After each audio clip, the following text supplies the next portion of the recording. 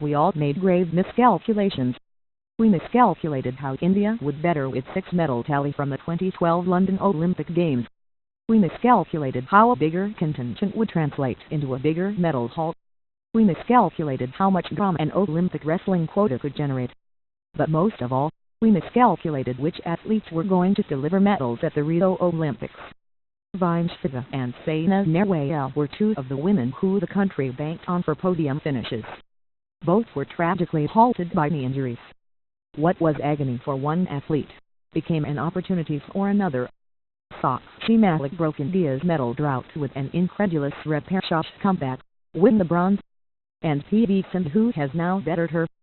She has taken the opportunity and the challenge of being India's lone female badminton representative by the scruff of the neck. Sindhu gave India a glimmer of hope when she made the round of 16, win her must-win group tie from a game down.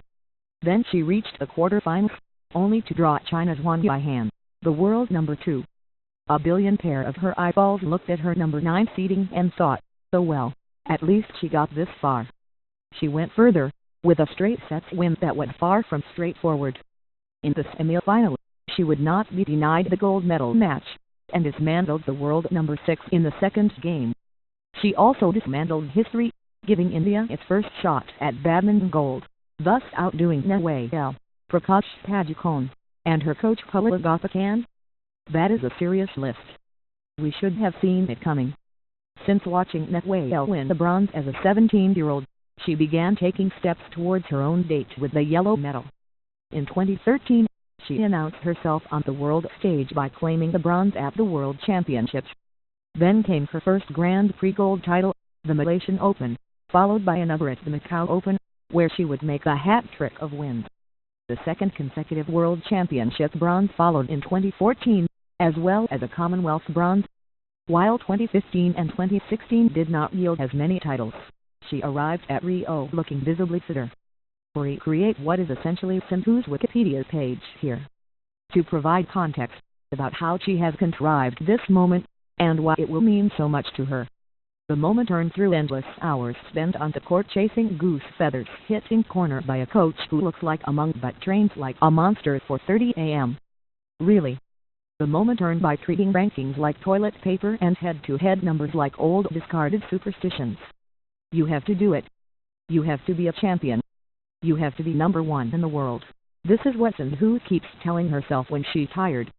Attaining the world number 1 rank in the world might take some time yet, but in the final, Sindhu has a chance to beat the incumbent, Carolina Marin of Spain.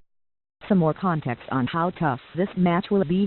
Marin has World Championship golds, 2 Super Series Premier titles, and 3 Super Series titles. Sindhu has 1 runner-up finish at a Super Series Premier event, to go with her 2 World Championship bronze medals. These are the numbers. Make the calculations at your own risk. Marin is also arguably the most vocal player on the circuit, often using her screams to intimidate more shallow opponents.